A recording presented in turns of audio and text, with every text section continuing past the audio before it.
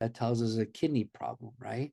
Creatinine and urea nitrogen being when they're high, okay, the kidney is not functioning well. Fair? That's fair to say. Yes? Okay, so there's a kidney problem. All right. Peripheral blood smear shows schistocytes.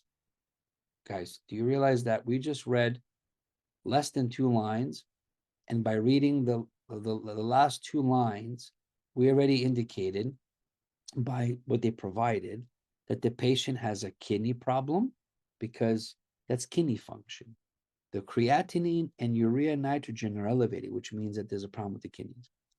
Blood smears are showing schistocytes. It's indicating something already. We need to know this already, right? Okay, so either you do or you don't. If you don't, that's perfectly fine. I'll walk you through it. But at this is what we need to do when we do questions. Okay. Which of the following sets of lab values is most likely in this patient? So we clearly have to go to the top. And by going to the top, we'll know more of what the question's asking us. Okay. So we have kidney problems, kidney failure, and we have schistocytes. Okay. Let's go to the top.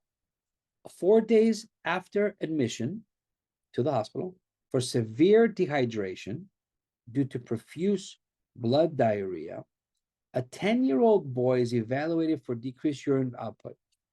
Ding, ding, ding. Some of us are thinking HUS, hemolytic uremic syndrome. Okay. Physical exam shows generalized abdominal tenderness and numerous punctate, non-blanching macules on the trunks and extremities. Serum creatinine, urea nitrogens are elevated. Smears show us histiocytes. So we start to ask ourselves, doctor goes, hey, I know what that is. I know that is HUS. I know that's HUS. Okay, so check this out. Ready? Let me show you something. HUS, which I love to do because these are how you do points. So these are platelet disorders. This is page 432 in your first aid step 1, 2024. So we have multiple platelet disorders. And what does it say here? All platelet disorders have increased bleeding time. All of them. Mucous membrane bleeding and microhemorrhaging. Okay, petechia and epistaxis.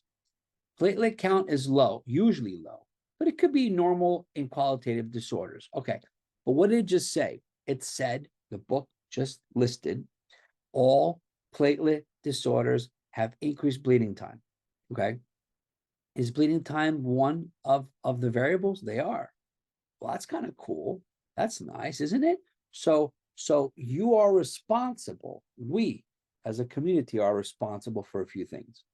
I'm showing you what I would do. That's why whether you're here live, and thank you for jumping on a beautiful Wednesday morning, or you're watching my videos that I create every week for you in the QBank Video Library series, it's helping you understand.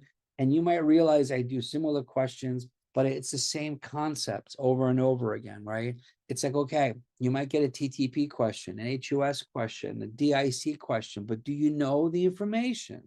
So we have PT, PTT, bleeding time, platelet count. Someone just said, Dr. Joy goes, it's HUS, hemolytic uremic syndrome.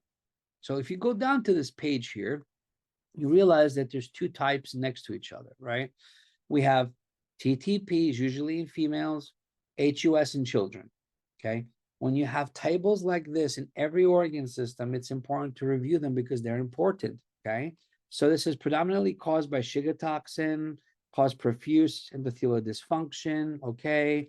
Now you see though, in the presentation here, this is the same for both columns. You realize this?